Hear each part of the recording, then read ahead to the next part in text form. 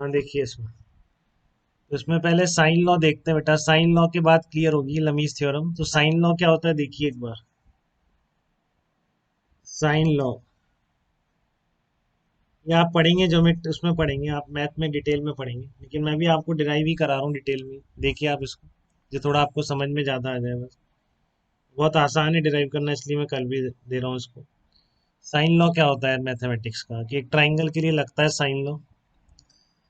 तो sign law कहता है, मान लीजिए आपने किसी भी तरह का एक ट्राइंगल ड्रॉ किया है, किस तरह का, ये आपका ए है, ये आपका बी है, और ये आपका सी है। ठीक है, एक ट्राइंगल ड्रॉ किया आपने, और फिर आपने सारे सामने वाली साइड्स पर परपेंडिकुलर डाल दिए। जैसे ए से आपने डाल दिया, मान लीजिए ए से आपने एक परपेंडिकुलर डाल दिया। ठीक है, तो मैं इसको कह रहा हूँ ई कह देता हूँ इसको, और बी से जो परपेंडिकुलर एक डाल दिया, उसको मैं डी कह दे रहा हूँ। ठीक है, अब आपको जो 90 डिग्री एंगल दिख रहा है, देखो ए के सामने वाली साइड ए है, बी के सामने वाली बी है, और सी के सामने वाली सी है। इस तरह से साइड के नाम रख दिए आप। करते हैं, आप 10th में भी करा था आपने ऐसा। ठीक है, अब मैं जो ए साइड दिख रही है आपको, ये ए साइड दिख रही है, इसको दो तरीके से लिख रहा हूँ। एक तो इस वाले राइट एंगल ट्राइंगल से लिखूंगा इसको, और एक बार मैं इसको इस वाले राइट एंगल ट्राइंगल से लिखूंगा।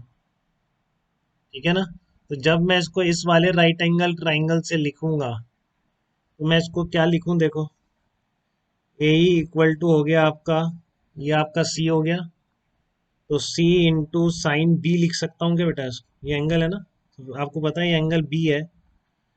ये एंगल कितना है, बी है, तो ये वाला कितना होगा, सी कॉस बी, और ये सामने वाला कितना होगा, सी साइन बी। ठीक है, तो ए किसके बराबर आ गया, ए बराबर आ गया सी साइन बी के।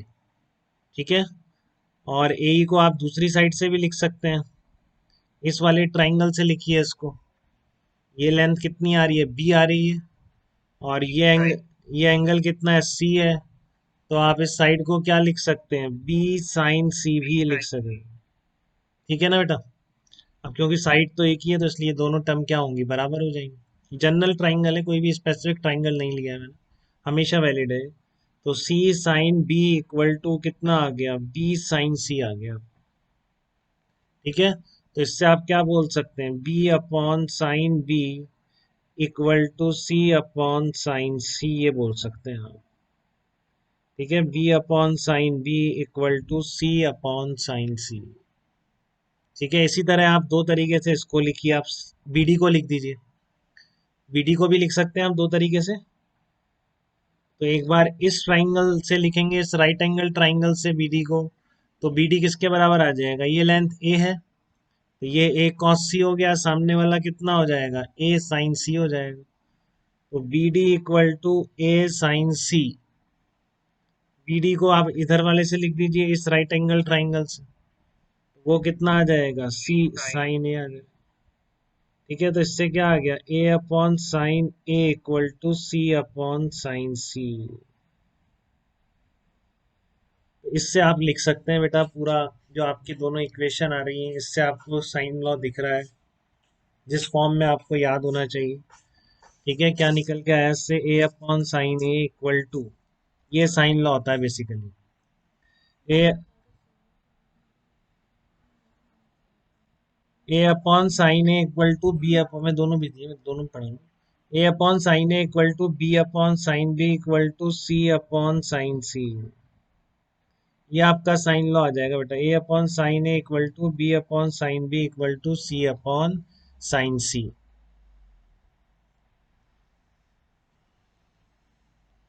ये आपका साइन लॉ कहलाता है। ठीक है, अब इसके एप्लीकेशन से आपको लमीज थ्योरम समझनी है, तो पहले तो ये नोट कर लीजिए एक बार, A upon sine A equal to B upon sine B equal to C upon sine C. ठीक है, अब इसके बाद देखिए लमीज थ्योरम क्या कहती है, कैसे सिंपल से लॉ का यूज करेगी लमीज थ्योरम। तो आपको सबसे पहली जो कंडीशन है लमीज थ्योरम की, वो ये है बेटा, देखिए। ठीक है, लमीज थ्योरम में सबसे पहले होना चाहिए कि फोर्स तीन फोर्सेस पे लगती है, तो और तीनों फोर्सेस का सम जीरो होना चाहिए, तभी आप इसको लगा सकते हैं, नहीं तो आपका ट्राइंगल ही नहीं बनेगा।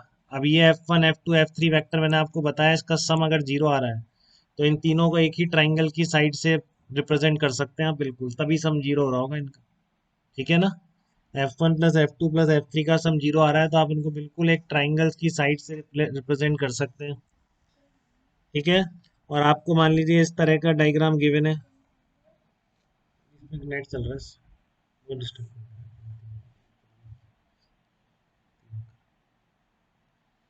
ये आपका F1 है, ये आपका F2 है, और ये आपका F3 है। ठीक है, और इसका एंगल है अल्फा है ये वाला, ये एंगल आपको बीटा गिवन है, और ये वाला एंगल आपका गामा है। ये गिवन है आपको अल्फा बीटा गामा, ये गिवन है, इस तरह के फोर्सेस हैं बेटा ये। ठीक है, और ये तीनों इक्विलिब्रियम पे, मतलब इस पार्टिकल पर नेट फोर्स अगर जीरो है, तो आप F1 F2 F3 और अल्फा बीटा गामा को रिलेट कर सकते हैं क्या? ठीक है, तो क्या आप अल्फा बीटा गामा को रिलेट कर सकते हैं क्या? आप कैसे रिलेट कर सकते हैं? F1 F2 F3, net cut जाएगा, F1 F2 F3 का सम जीरो है, और इस तरह से अल्फा बीटा गामा आपको एंगल गिवन है। तो आप एक बार इनको ड्रॉ करिए, एक ट्राइंगल से रिप्रेजेंट होंगे। देखो F1 F2 के बीच का एंगल कितना है, गामा है F1 F2 के बीच का एंगल। तो आप इसको इस तरह से ड्रॉ कर दीजिए, ये रहा आपका F1 और ये रहा आपका F2, क्योंकि बीच का एंगल इसका गामा कर दीजिए। ठीक है ना, बीच का एंगल कितना कर दिया, इसका गामा कर दिया, क्योंकि ट्राइंगल बनना चाहिए बेटा इनसे अगर सम जीरो हो रहा है। तो मैं इन डायरेक्शन का ध्यान नहीं दे रहा कि ऐसे ही है, इधर भी बना के मैं ट्राइंगल कंप्लीट कर दूंगा बस। ठीक है ना, और बीच में जो एंगल गिवन है इनका ध्यान रख लूंगा। तो F1 वेक्टर अगर मैंने इसको बोल दिया, F2 वेक्टर इसको बोल दिया, तो ये एंगल क्या होना चाहिए, गामा होना चाहिए। ठीक है, और तीसरा कौन सा होगा, पक्का तीसरा ट्राइंगल की इस साइड से रिप्रेजेंट हो रहा हो। तो F2 F3 के बीच का एंगल कितना है, F2 F3 के बीच का एंगल अल्फा है बेटा, तो इसलिए मैं क्या करूंगा, इस एंगल को अल्फा बना दूंगा। ठीक है, और F1 F3 के बीच एंगल कितना है आपका, बीटा है, तो इसलिए इसको मैं क्या बना दूंगा, बीटा बना दूंगा। तो देख लो आप, एक तो सम जीरो है इसलिए एक ही ट्राइंगल की साइड से रिप्रेजेंट हो रहे हैं। ठीक है, और इनका अल्फा बीटा गामा इनके बीच का एंगल है, तो उसका ध्यान रखते हुए मैंने ट्राइंगल ड्रॉ कर दिया। इस तरह का ये ट्राइंगल कंप्लीट हो रहा है इनसे। अब आपने अभी अभी साइन लॉ सीखा है, तो आप वो अप्लाई कर सकते हैं कि ये F1 है, F2 है, ये F3 है। तो इसका ये एंगल कितना हो गया, देखो पाई माइनस गामा हो गया ये वाला एंगल। ये वाला एंगल कितना हो जाएगा, पाई माइनस बीटा हो जाएगा ये एंगल। और ये वाला एंगल कितना हो जाएगा, ये आपका पाई माइनस अल्फा हो जाएगा, पाई माइनस गामा, पाई माइनस अल्फा, पाई माइनस बीटा। ठीक है, तो ये जो ट्राइंगल बन रहा है इसको लेट से नाम कर देते हैं अपन, पी क्यू आर ट्राइंगल है। पी क्यू आर आपका ट्राइंगल बन रहा है। आप क्या इस ट्राइंगल पर साइन लॉ अप्लाई कर सकते हैं क्या, this length divided by sine of this angle, this length divided by sine of this angle, this length divided by sine of this angle. ठीक है, अगर आप ये अप्लाई करते हैं इस ट्राइंगल पे साइन लॉ, तो आपको जो आंसर रिलेशन मिलेगा that is called Lami's theorem. But कब एप्लीकेबल है, केवल जब सारे फोर्सेस का, तीनों फोर्सेस का रिजल्टेंट फोर्स जीरो हो। ठीक है, तो आप अप्लाई करिए इस ट्राइंगल पर। F1 upon sine of pi minus alpha आ जाएगा, F1 upon sine of pi minus alpha, F2 upon sine of pi minus beta आ जाएगा, equal to F3 upon sine of pi minus gamma आ जाएगा। Pi minus theta कितना होता है आपको पता है, sine pi minus theta equal to sine theta. इसलिए आप क्या लिख देंगे, F1 upon sine alpha equal to F2 upon sine beta equal to F3 upon sine gamma. ये आपके पास जो आंसर आ रहा है, ये जो निकल के आ रहा है, इसको कहते हैं लमीज थ्योरम। इस तरह से फोर्सेस डायरेक्टली गिवन हो तो आप अप्लाई कर दें, इसके अलावा कभी यूज ना करें, क्योंकि बनाने में बहुत टाइम लग जाता है। बट डायरेक्टली ऐसे तीन फोर्सेस देख रहे हैं, कोई आपको अल्फा बीटा देके कोई दूसरा फोर्स पूछ रहा है, तो आपको ध्यान रहे F1 अपॉन साइन ऑफ सामने वाला angle sine alpha, F2 upon sine of सामने वाला angle sine beta, F3 upon sine of सामने वाला एंगल साइन गामा। इस तरह से निकल के आ जाता है।